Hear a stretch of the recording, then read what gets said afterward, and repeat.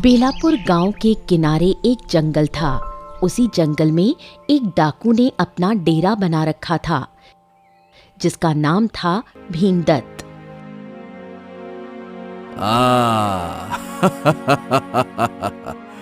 अरे ओ मंगल, तुझे पता है हमारे खाने पीने और भोजन का सामान कम होता जा रहा है और कुछ दिनों में खत्म हो जाएगा।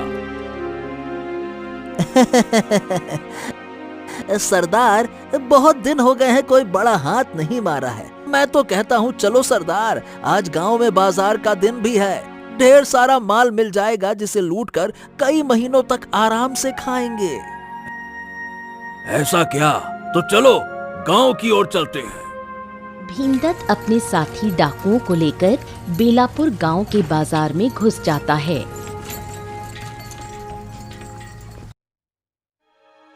सुनो गांव वालों, तुम लोगों के पास में जितने भी राशन और सब्जियां हैं वो बोरे में भरकर रख दो, नहीं तो सबके सब मारे जाओगे।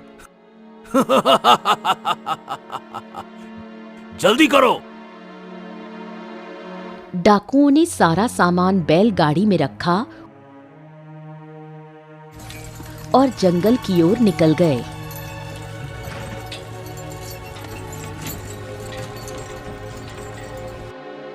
अरे पता नहीं इस अत्याचारी डाकू भीमदत्त से हमें कौन बचाएगा। इसका अत्याचार अब ज्यादा ही बढ़ गया है। हाँ भैया, तुम सही कह रहे हो।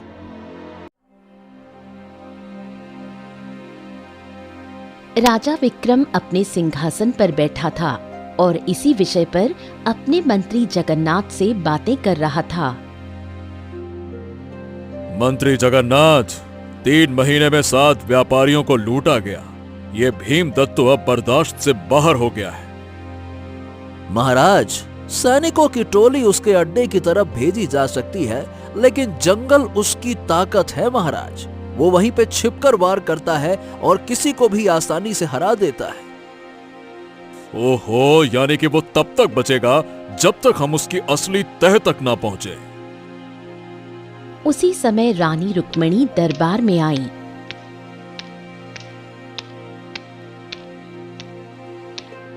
वो डाकू लगातार व्यापारियों को लूट रहा है और गांव में हमले करके लोगों की मेहनत और पसीने की कमाई को लूट रहा है। इससे हमारा राज्य कमजोर हो जाएगा स्वामी। रुक्मिणी, तुम्हारी बात तो बिल्कुल सही है, इसीलिए हम काफी चिंता में हैं। तभी उसी समय धवलपुर गांव से मुखिया हरिराम एक फरियाद लेकर दरबार में आया। महाराज, महाराज, हमारे गांव से एक नावरी मछुआरा पकड़ा गया है। कहा जा रहा है कि वो भीमदत्त से मिला हुआ है महाराज। अच्छा, किस आधार पर यह आरोप लगाया गया है उस मछुआरे पर? महाराज, एक सिपाही ने उसे जंगल के पास देखा था। उसके पास 2 चमकते हुए सोने के सिक्के भी मिले जो व्यापारियों के सामान में थे। ये रहे वो सिक्के महाराज। मुखिया राजा विक्रम को सोने के सिक्के दिखाता है। ये तो वास्तव में सोने के सिक्के हैं। ठीक है, एक काम करो, उस मछुआरे को दरबार में लेकर आओ। 2 सिपाही एक दुबले पतले युवक को दरबार में लाए। उसके कपड़े पुराने और फटे हुए थे। वो था मोहन। महाराज, यही है मोहन। इसके पास से 2 संदिग्ध सोने के सिक्के मिले हैं। मोहन, क्या तुम भीमदत्त डाकू को जानते हो? नहीं महाराज, मैं तो रोज नदी से मछली पकड़ता हूँ और उसे बाजार में बेचकर शाम को घर लौट जाता हूँ। बस इसी से मेरा जीवन चलता है महाराज। अरे तो फिर तुम उस जंगल के पास क्या कर रहे थे, ये बताओ। नदी वहीं से गुजरती है मालिक। महाराज, मैं तो बस जाल फेंकने गया था। सिक्के मुझे पानी में बहते हुए मिले। अगर चाहे तो आप नदी के किनारे खुद जांच कर लें, आपको और भी सिक्के मिल सकते हैं वहां पर। महाराज, वैसे देखा जाए तो ये लड़का पहले कभी किसी झगड़े या चोरी में पकड़ा नहीं गया, लेकिन ये मामला गंभीर है, इसीलिए हमें इस पर कड़ी नजर रखनी चाहिए महाराज। तुम्हारी बात सही है मुखिया। किसी के भी ऊपर आरोप लगाना इस तरह से उचित नहीं है, जब तक हमें सच्चे सबूत नहीं मिल जाते। ठीक है, मोहन को अभी मुक्त करो, लेकिन गांव में ही रहना होगा तुम्हें मोहन, ठीक है ना? और तुम बिना अनुमति के बाहर नहीं जा सकते। अब हमारी तुम पर कड़ी नजर है। मोहन ने सिर झुकाया और सिपाहियों के साथ बाहर चला गया। मंत्री जगन्नाथ, अगर वो डाकू हमारे गांव के लोगों को अपने लिए इस्तेमाल कर रहा है तो फिर यह तो चिंता का विषय है। महाराज, आप कहें तो मैं अपने गुप्तचर जंगल में भेजता हूं। वो जंगल में भीमदत्त की तलाश शुरू करेंगे। ठीक है मंत्री जी।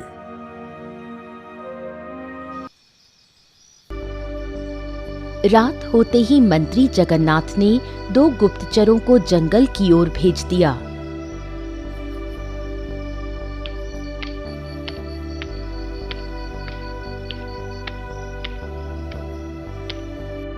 उसी रात मोहन अपने घर में चुपचाप बैठा था। उसकी बूढ़ी माँ पास की लकड़ी के चूल्हे पर खाना बना रही थी। बेटा, आज तू दरबार में गया था?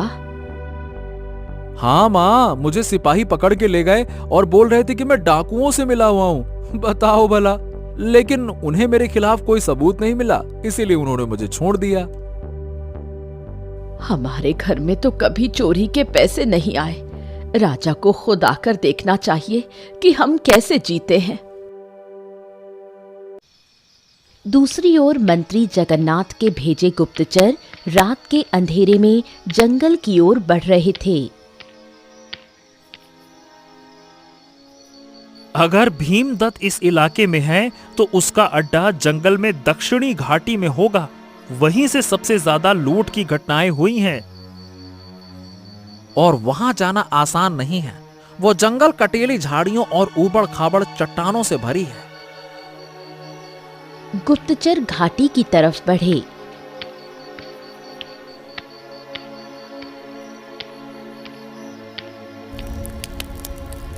एक जगह उन्हें बुझी हुई आग की राख और कुछ पत्तों से ढका टाट का टुकड़ा मिला। ये तो हाल ही में जलाया गया है। मतलब डाकुओं का ठिकाना यहीं कहीं आसपास हो सकता है।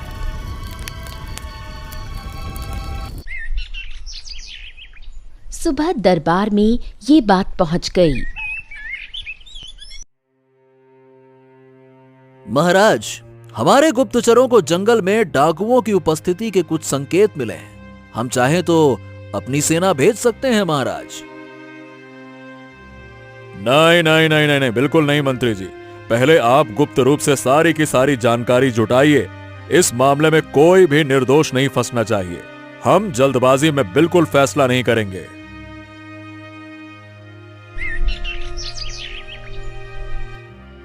दूसरे दिन सुबह मोहन फिर से नदी किनारे पहुंचा।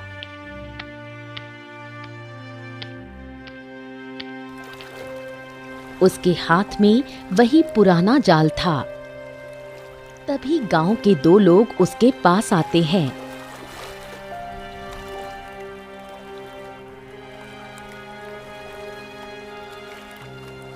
अरे मोहन, सुना है कि तुझे गांव में डाकू का साथी समझा जा रहा है। हाँ, पर मैंने सही बताऊं तो किया कुछ नहीं है। मुझे तो बस वो सिक्के पानी के पास में मिले थे, बस। अरे भैया, तो सावधान रहना। शक एक बार लग जाए तो मिटाना मुश्किल होता है मोहन। मोहन कुछ नहीं बोला। इतना कहकर वो दोनों वहां से चले जाते हैं। उसने जाल को नदी में फेंका। पानी शांत था और नदी में मछलियां कम थीं। उधर राजमहल के दरबार में महाराज, हमारे गुप्तचर भीमदत्त के ठिकाने के पास तक पहुंच गए हैं। अब हमें कार्यवाही शुरू करनी चाहिए महाराज। मंत्री जी, ऐसा है कि कार्रवाई तो तभी होगी जब हमें कोई प्रमाण हासिल होगा। क्या उन्होंने डाकू को देखा है? नहीं महाराज, उन्होंने किसी भी डाकू को देखा तो नहीं है, लेकिन हाँ, एक आदमी पकड़ा गया है जिससे पता लगा है कि वो उन डाकुओं के लिए खाना पहुंचाता था। ठीक है, तो उसे दरबार में लेकर आओ, हम खुद उससे पूछताछ करेंगे। एक बूढ़ा आदमी 2 सिपाहियों के साथ दरबार में लाया गया। क्यों, तुम्हारा नाम क्या है? मेरा नाम रामू है और मैं नदी के उस पार रहता हूँ महाराज। मैं तो बस जंगल में लकड़ियाँ काट कर बेचता हूँ और उसी से मुझे 2 वक्त की रोटी नसीब हो पाती है। तो फिर तुम उस डाकू भीमदत्त के अड्डे में क्यों गए थे, ये बताओ जल्दी। राजा विक्रम की ये बात सुनकर वो बूढ़ा आदमी डर गया। महाराज, मुझे नहीं पता था कि वो डाकू है। 2 लोगों ने मुझे पैसे दिए और कहा कि खाना छोड़ कर आऊं, तो बस मैंने वैसा ही किया। मेरी कोई गलती नहीं है महाराज। क्या वो लोग धवलपुर गांव के थे? हाँ हाँ हाँ जी महाराज, एक का नाम मोहन था शायद। वो बोलता कम था पर मजबूत था। दूसरा कौन था मुझे ठीक से याद नहीं है। ये बात सुनकर राजा विक्रम चौंक गए और दरबार में सन्नाटा छा गया। मंत्री जी, मोहन का नाम फिर से आया। अब हमें सीधी जांच करनी होगी। उसी शाम सिपाही फिर से धवलपुर गांव पहुंचे। इस बार उनके साथ मंत्री जगन्नाथ का एक गुप्तचर भी था।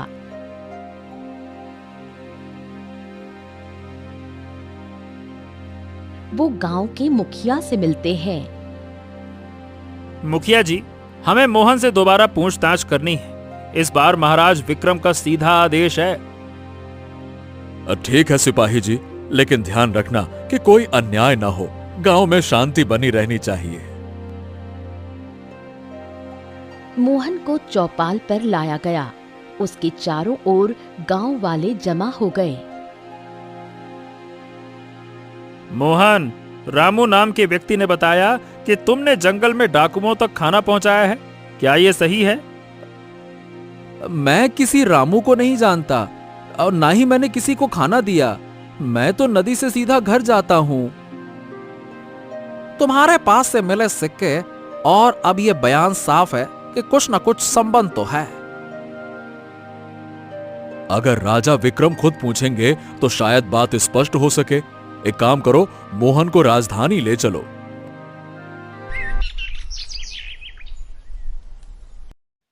अगली सुबह मोहन को 2 सिपाही राजमहल ले गए। महल में रानी रुक्मिणी भी उपस्थित थी। मोहन, अब तुम सीधे सीधे बताओ, क्या तुमने भीमदत्त से संपर्क किया है? नहीं महाराज, मैंने आज तक किसी डाकू को नहीं देखा। मैं नदी से मछली पकड़ता हूँ, उसे बाजार में बेचकर सीधा घर लौटता हूँ।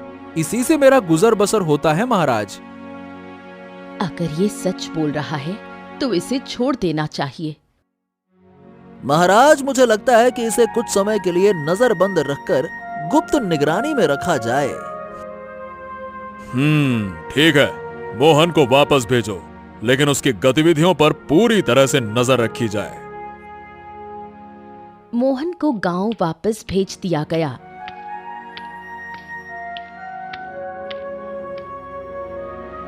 लेकिन उसके पीछे 2 गुप्त सिपाही लगा दिए गए।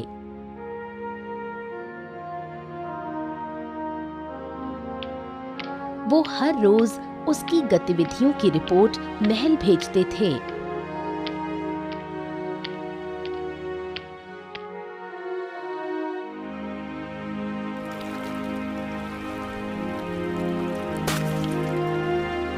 ये तो हर रोज सुबह 5 बजे नदी आता है, मछली पकड़ता है और दोपहर तक लौट जाता है। महाराज को इस बात की खबर देनी चाहिए। हाँ, तुमने सही कहा। हमें मंत्री जी को बताना चाहिए कि मोहन कभी किसी से ज्यादा बात नहीं करता, घर में ही रहता है और रात को भी कहीं नहीं जाता।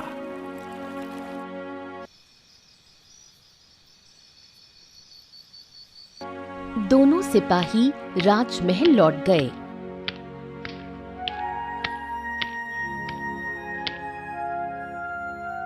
दोनों मंत्री जगन्नाथ के कक्ष में गए और सारी बात बताने लगे। मंत्री जी, मोहन पे हमने 2 दिन तक कड़ी नजर रखी, लेकिन कोई सबूत उसके खिलाफ नहीं मिला।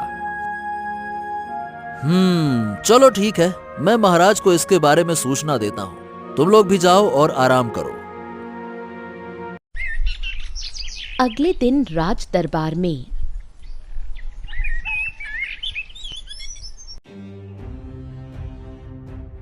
महाराज, तो बात यह है कि अब तक की निगरानी में मोहन के खिलाफ कुछ भी संदिग्ध जानकारी नहीं मिली है।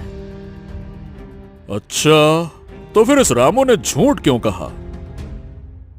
अब या तो रामू ने पहचानने में गलती की या फिर उसने कोई और नाम जानबूझकर लिया ताकि वो पकड़ा ना जाए। मंत्री जी, गुप्तचर से कहिए कि वो रामू से पूछें और इस बार कड़े सवाल हों ताकि सच सामने आए। मंत्री जगन्नाथ और गुप्तचर रामू के घर जाते हैं। रामू, क्या तुमने जानबूझकर मोहन का नाम लिया? सच सच बताओ। देखिए, मुझे डर था कि जिन लोगों ने मुझे खाना पहुंचाने को कहा है, उन्होंने मुझे धमकी दी थी कि अगर मुंह खोला तो मेरी झोपड़ी को जला देंगे। इसी डर से मैंने सच नहीं बोला। अब मुझे माफ कर दीजिएगा। अच्छा, तो क्या तुम उन्हें पहचान सकते हो? हाँ, उनमें से एक का नाम मंगल था। वो पहले मोहन के साथ मछली पकड़ता था, बाद में गांव छोड़कर चला गया। अब शायद डाकुओं के साथ में मिल गया है। इतना सुनने के बाद वो अब सारी बात समझने लगे थे और मोहन पर से उनका शक अब खत्म हो गया था। वो तुरंत राजमहल के लिए रवाना हो गए।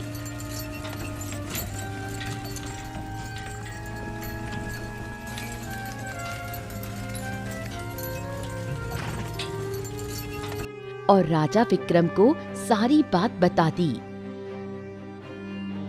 सिपाहियों, उस डाकू भीमदत्त के साथ ही मंगल को तुरंत खोजा जाए। इतना सुनकर सिपाही तुरंत मोहन के गांव में चले गए और मुखिया से मंगल के बारे में पूछताछ करने लगे। मुखिया जी, मंगल इस गांव में कब तक था? 3 साल पहले तक। तब वो मोहन के साथ ही नदी में मछली पकड़ता था। फिर एक दिन पता नहीं उसके दिमाग में क्या आया और वो बिना बताए डाकुओं के साथ चला गया। अच्छा, क्या उसके किसी परिजन से संपर्क हो सकता है? हाँ, उसकी बूढ़ी मौसी निचले घाट में रहती है, वहीं से शायद कुछ पता चले। सिपाही और 2 गुप्तचर उसी शाम मौसी के घर पहुंचे।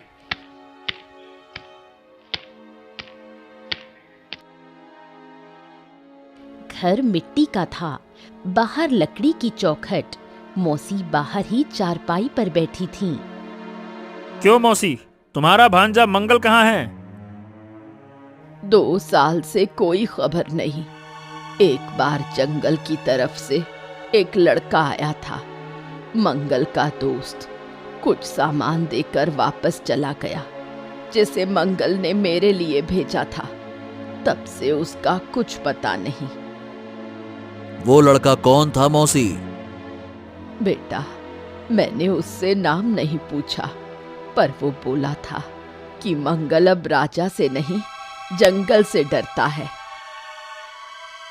गुप्तचरों को शक हुआ कि मंगल अब पूरी तरह डाकू बन चुका है और भीमदत्त के दल में है। उन्होंने राजमहल पहुंचकर राजा विक्रम को सारी बात बताई। महाराज, अब तक ये साफ है कि मोहन तो निर्दोष है और मंगल ही रामू को धमका रहा था, जो कि भीमदत्त से जुड़ चुका है। मोहन को दरबार में बुलाओ। हम उसके साथ न्याय करेंगे और मंगल की तलाश अब खुले रूप से शुरू की जाए। मोहन को फिर से सिपाही लेने आए, लेकिन इस बार उसकी गर्दन झुकी नहीं थी। अब वो गवाह नहीं बल्कि न्याय की दिशा में पहला प्रमाण था।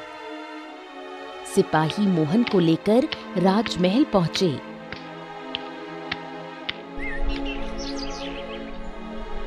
राजा विक्रम, मंत्री जगन्नाथ और रानी रुक्मिणी राजमहल के बगीचे में ही उपस्थित थे। मोहन, हमने तुम्हारे बारे में पूरी जांच की और वाकई में तुम निर्दोष हो। हमने जो तुम पर शंका की उसका हमें खेद है। अब हमें माफ कर दो। महाराज, मैंने कुछ नहीं छुपाया था। अब मैं केवल यही चाहता हूं कि मंगल पकड़ा जाए। वो गांव के लिए भी खतरा है।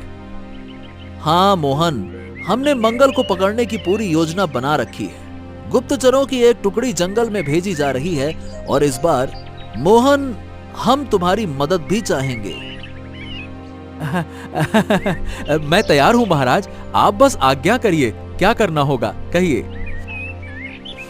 तो ये बताओ मोहन कि तुम मंगल को पहले से जानते हो। अगर वो तुम्हें देखेगा तो शायद सतर्क नहीं होगा। हम चाहते हैं कि तुम उसके ठिकाने की पुष्टि करो, उसके बाद ही हम बाकी का काम करेंगे। अगर मेरी जानकारी से उसे पकड़ा जा सके तो ठीक है, मैं तैयार हूं महाराज। मोहन को 2 सिपाही और एक गुप्तचर के साथ जंगल के पूर्वी हिस्से में भेजा गया, जहां मंगल के देखे जाने की सूचना थी। दोपहर होते होते वो उस घाटी के पास पहुंचे जहां जलधारा चट्टानों के बीच से बहती थी। इसी जगह पर मंगल को 2 बार देखा गया था। तभी गुप्तचर को पुरानी झोपड़ी दिखाई देती है। अरे मोहन, वो देखो, वहां एक झोपड़ी। ओह, लगता है कि मंगल का अड्डा मिल गया। चलो उस झोपड़ी के पास चलकर देखते हैं। चलो। मोहन ने सावधानी से आगे बढ़कर झोपड़ी को देखा। अंदर से हल्की आवाजें आ रही थीं, जैसे कोई खांस रहा हो।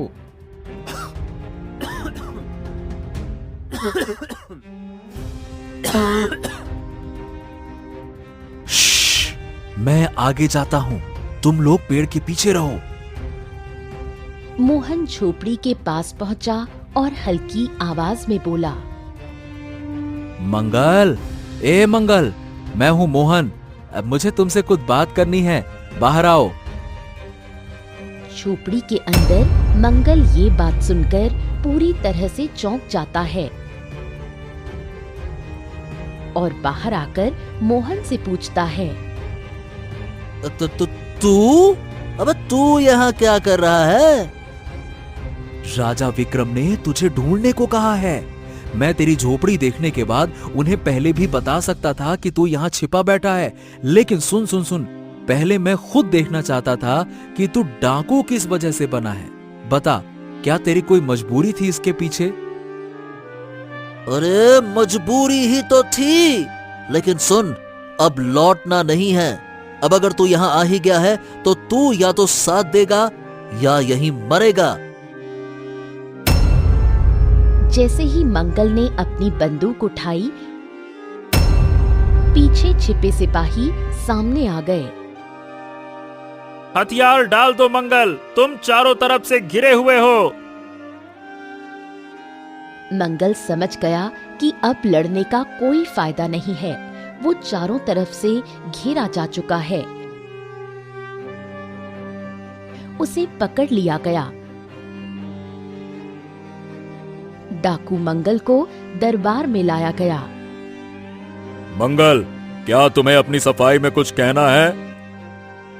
महाराज, मैंने ही रामू को डराया, सिक्के मोहन के नाम डलवाए और भीमदत्त से संपर्क किया, पर डाकू मैं खुद बना, उसने नहीं बनाया। तभी मंत्री जगन्नाथ बोलता है, तुम्हारे खिलाफ पर्याप्त प्रमाण है मंगल, और राज्य के कानून के अनुसार तुम्हें दंड मिलेगा। लेकिन साथ ही हम जानना चाहते हैं कि भीमदत्त कहाँ है? भीमदत्त हर 2 हफ्ते में जगह बदलता है महाराज। उसका अगला ठिकाना भैरव घाटी हो सकता है। इस इसके बाद डाकू मंगल को कारागार में बंद किया गया और राजा विक्रम ने तुरंत सैनिक टुकड़ी को भैरव घाटी की ओर भेजा। सैनिकों के साथ 2 गुप्तचर थे जो पहले भी भीमदत्त के बारे में जानकारी जुटा चुके थे। उधर डाकू भीमदत्त रात के अंधेरे में अपने साथियों से बातें कर रहा था।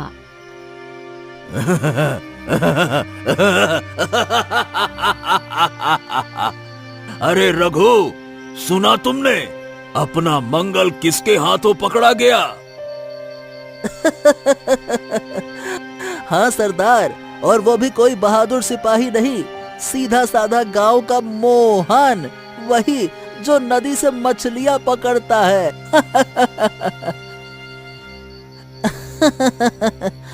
मंगल तो कह रहा था कि वो 100 आदमियों को अकेले पछाड़ सकता है। अब एक मोहन ने उसकी धोती गीली कर दी।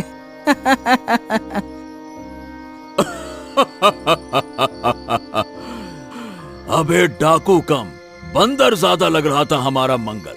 अगली बार उसे मिठाई बेचने भेजेंगे, लूटपाट छोड़ो। अरे छोड़ो मंगल की बात सरदार, असली मुद्दे पे आओ। कल रात का क्या प्लान है? हाँ, कल रात हम सीधे जमींदार सुरेश सिंह की हवेली पर धावा बोलेंगे। सोने की मूर्तियां, संदूक में चांदी और वो पुराना हीरा सब हमारा होगा। उधर सैनिक और गुप्तचर मिलकर डाकू भीमदत्त को पकड़ने की योजना बना रहे थे। यह जगह उसकी आदतों के अनुसार छिपने के लिए बेहतर है। झील पास है और जंगल घना। रात का समय हो गया था। थोड़ी दूर चलने के बाद उन्हें एक पुरानी गुफा दिखाई दी। तभी गुफा से एक आवाज सुनाई देती है। वो आवाज डाकू भीमदत्त की थी। भाई, इस बार जमींदार की हवेली को ऐसे लूटेंगे कि उसकी अगली 7 पीढ़ियां तक याद रखेंगी। ओ तो अच्छा, ये खूंखार डाकू भीमदत्त यहाँ छिपा बैठा है। सैनिकों ने गुफा को चारों तरफ से घेर लिया और डाकू भीमदत्त पकड़ा गया। तुम्हारे खिलाफ राज्य में कई मामले हैं, लूट, व्यापारियों पर हमला और जंगल में अवैध डेरा। मैंने जो किया वो अपनी जिंदगी के खातिर किया। कानून को जवाब दूंगा। भीमदत्त को बांधकर राज दरबार लाया गया। पूरे दरबार में सन्नाटा छा गया। अब फैसला होना था। भीमदत्त, तुम्हारे खिलाफ कई अपराधों के प्रमाण मौजूद हैं। फिर भी हम चाहते हैं कि तुम स्वयं अपनी स्थिति स्पष्ट करो। हाँ महाराज, तो बात यह है कि मैंने बचपन से गरीबी देखी। गांव में भूख थी लेकिन नौकरी नहीं मिली। जंगल में बचा, ताकत जुटाई और लूट को अपना रास्ता बनाया। लेकिन तुमने निर्दोषों की संपत्ति छीनी, राज्य के व्यापारियों को मारा, राजस्व ठप पड़ गया। अब महाराज, यही कह सकता हूं कि मुझे क्षमा कर दीजिए। मुझसे बहुत बड़ी भूल हो गई। अरे ये भूल नहीं है बेवकूफ कहीं के। तुमने जो अपराध किया है भीमदत्त, उसके लिए मेरी नजरों में कोई क्षमा नहीं है। तुमने बेगुनाहों की हत्या की है, गांव में लूटपाट किया है। सैनिकों, इस डाकू भीमदत्त को आजीवन कारावास में डाल दो। डाकू भीमदत्त को कारावास में डाल दिया गया। उस दिन के बाद गांव में सभी लोग आराम की जिंदगी जीने लगे।